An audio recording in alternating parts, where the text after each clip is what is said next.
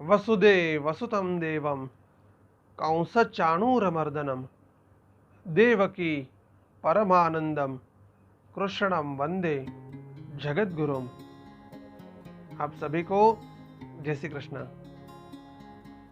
पवित्र पुरुषोत्तम मास के अंदर आज के दिन की कथा में दृढ़धनवा राजा ने वाल्मीकि ऋषि को पूछा, हे ब्रह्मन, आप इस पुरुषोत्तम मास के व्रत करने वाले मनुष्यों के लिए कृपा करके उद्यापन विधि बताइए।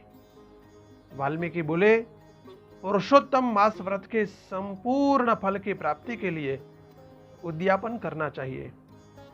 पुरुषोत्तम मास में कृष्ण पक्ष की चतुर्दशी, अष्टमी या नवमी, तीनों में से कोई भी तिथि आप ले सकते हो और 30 ब्राह्मणों को निमंत्रित करना चाहिए। वो न हो सके तो यथाशक्ति 7 ब्राह्मणों को, और वो भी न हो सके 5 ब्राह्मणों को बुलाकर पंचधान्य युक्त सर्वतो भद्र मंडल निर्माण करवाइए। पंचधान्य के अंदर गेहूं, चावल, मूंग, चने की दाल और काले उड़द, ये 5 चीजें से सर्वतो भद्र मंडल निर्माण होता है।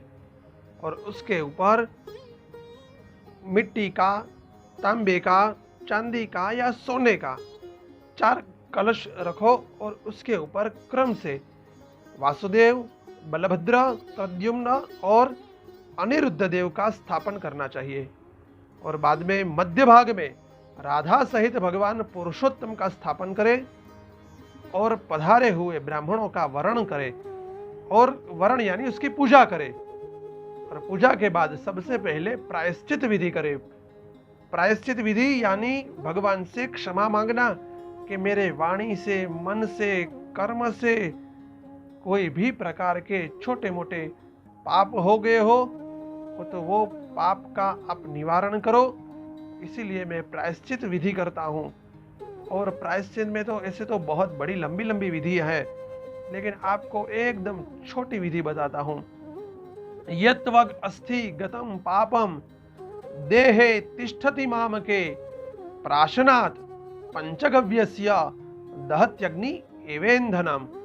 यानी मेरे मन से, वचन से, वाणी से, कर्म से कोई भी प्रकार के पाप हो गए हो तो पंचगव्य का मैं प्राशन करता हूँ, यानी मैं पीता हूँ, तो इससे दहत्यग्नि इवेंधनम, जैसे अग्नि के अंदर काष्ठ यानी लकड़ी जल के भस्म हो जाती है, वैसे ही मेरे इस शरीर के अंदर समस्त प्रकार के, सब प्रकार के पाप सब भस्म हो जाए। और इस तरह से मन, वचन, शरीर से आंतरिक शुद्धि, बाह्य शुद्धि के बाद भगवान की पूजा का प्रारंभ करें। भगवान की पूजा पति पत्नी दोनों साथ मिलकर, दोनों साथ में बैठकर भगवान की पूजा करें।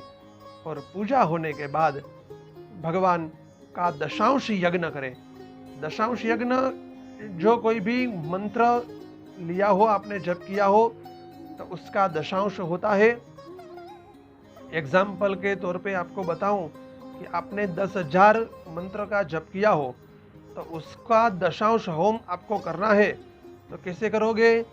तो 10,000 का 10वां भाग, यानी पीछे से एक जीरो को आप हटाइए तो कितने होते हैं? तो 1,000। 1,000 मंत्रों का आपको आहुति उसकी देनी है। 1,000 मंत्र से उसका दशांश तर्पण करना चाहिए। 1,000 का कितना होगा? दशांश 10वां भाग, वापस एक जीरो निकालिए, 100 मंत्र हो गए, तो 100 मंत्र से उसका तर्पण करें। उसका दशांश मार्जन करना है।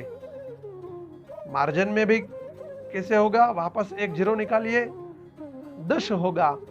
और इस प्रकार से उसके दशांश में, यानी एक और जीरो निकालो तो 1 होता है, तो एक ब्रह्म भोजन कराना है। ये ने हमने 10,000 की संख्या पकड़ी है, इस तरह से इसका हिसाब होता है। बाद में आप कितना जप करते हो तो उस हिसाब से आपको सिर्फ एक दशांश का विधि आपको बताई कि कैसे हो सकता है इसको पूरे इस प्रोसीजर को बोलते हैं पंचांग। तो हमने 10,000 संख्या पकड़ी थी, आप कितनी भी ले सकते हो। इस प्रकार से दशांश होम तर्पण मार्जन होने के बाद भगवान की निराजन यानी आरती करो, और आरती के बाद पुष्पांजलि, और भगवान को आप दंडवत प्रणाम करो। उसके बाद दंडवत प्रणाम के बाद ब्राह्मणों को यथाशक्ति सुवर्ण दान, गौदान, दक्षिणा दान करे, और वो कुछ भी न हो सके तो किसी वैष्णव ब्राह्मण को श्रीमद् भागवत पुस्तक, उसकी पोथी का आप दान कर सकते हो। और दूसरा दान ये है, ये तो जरूरी है, एक कांसे का संपुट लीजिए, संपुट यानी ऊपर और नीचे दोनों को, और उसके अंदर आप मालपुआ रखो, वो न मिले तो मेसुब रखो। इसका महत्व इतना है। और उसको एक कांसे का पात्र लिया, उसके अंदर मालपुआ या मेसुब भरा, और उसके ऊपर वापस कांसे का पात्र रखा, ताकि वो अंदर जो रखा हुआ है वो दिखे नहीं किसी को, इसीलिए गुप्त दान भी हो जाए, और उसको पूरा संपुट बोलते हैं। तो इस संपुट का इतना महत्व है कि ये दान करने से मालपुआ या मैसूब जो भी रखा हो, उसके अंदर जितने भी छिद्र है उतने वर्ष पर्यंत वैकुंठ में जाकर वास होता है। जो ये दान करता है वो ज्यादा महंगा भी नहीं है, इसीलिए इसका हो सके तो आप किसी अच्छे ब्राह्मणों को ये संपुट का दान करें। और बाद में पूरी पूजा विधि होने के बाद भगवान से आप प्रार्थना करें। कोई भी पूजा करो, कोई भी जप करो, आप घर में भी पूजा करो, तो प्रार्थना जरूर करें, क्योंकि प्रार्थना के अंदर बहुत बड़ी शक्ति है। हे श्री कृष्णा, हे जगदाधार, मेरी समस्त कामनाओं को पूर्ण करे। मेरी जो कोई भी इच्छाएं है उसको आप पूर्ण करें। मेरे घर के अंदर सुख और शांति का निवास हो। मैं और मेरा परिवार आपकी भक्ति करे। मेरे परिवार वाले कोई भी नास्तिक न हो, सभी आपकी भक्ति के अंदर रत रहे, ऐसे आशीर्वाद हमें प्रदान कीजिए। और अंत में भगवान से क्षमा मांगे। यस्य स्मृत्या चनामोक्त्या तपो यज्ञ क्रियादिषु न्यूनं संपूर्णताम याति सद्यो वंदे तमच्युतम। हे अच्युत भगवान, आपकी कृपा से इस कर्म में जो कोई भी कमी रह गई हो वो आप ही उसको पूर्ण कीजिए। और इस प्रकार से ये विधि होने के बाद ब्राह्मणों को भोजन कराइए, यथाशक्ति दान दक्षिणा दीजिए, और भगवान की अमावस्या के दिन रात्रि को जागरण कर और पुरुषोत्तम भगवान की पूजा कर उसका विसर्जन करें।